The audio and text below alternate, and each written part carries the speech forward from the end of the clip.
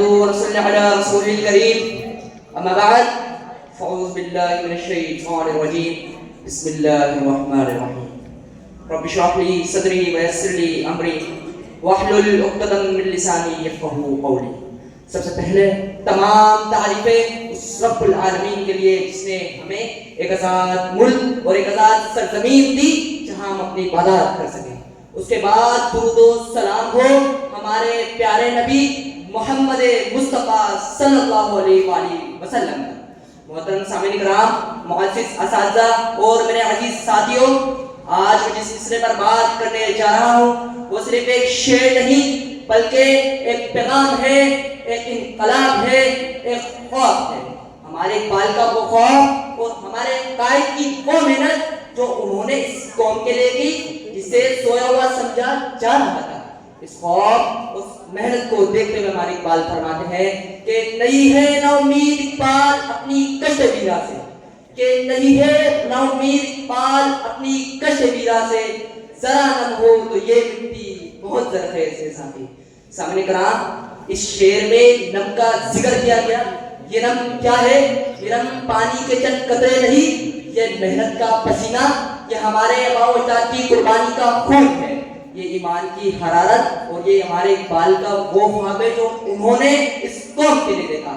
اگر یہی نم ہماری رگوں میں دوڑنے لگے تو سوئی ہوئی قوم جاگ اٹھے گی، ویران خیز لہرانے لگیں گے اور غلامی کی زنجیریں پھیرنے لگیں گی. ہمارے اقبال کا وہ خواب اور قائد کی وہ محنت جس کی وجہ سے آج ہم نے ایک آزاد ملک میں ایک آزاد ریاست قائم کی جہاں ہمارے گھروں، اسکولوں اور مسجدوں میں امن و امان پھیل سکے اور لوگ ایک دوسرے سے پیار و محبت سے بات کر سکیں. اللہ تعالیٰ اس امت کے بارے میں قرآن میں کچھ یوں فرماتے ہیں کہ وَإِنَّ هَذِهِ أُمَّتُكُمْ أُمَّةٌ وَاحِدَةٌ، یعنی تم سب ایک امت ہو آپس میں محبت کرنے والی. جناب صدر، آج ہم اپنے رب العالمین کا جتنا شکر ادا کریں وہ کم ہے، کیونکہ اس رب العالمین نے اس قوم کے لیے ہمارے قائد کو وسیلہ بنایا اور ہمیں ایک آزاد ملک میں ایک آزاد ریاست کا مالک بنا دیا. اقبال کا پیغام صرف لفظوں تک نہیں، یہ عمل کی صدا، خودی کا نعرہ اور بیداری کی للکار ہے. اقبال فرماتے ہیں خودی کو کر بلند اتنا کہ حد تک تیر سے پہلے، خودی کو کر بلند اتنا کہ حد تک تیر سے پہلے خدا بندے سے خود پوچھے بتا تیری رضا کیا ہے.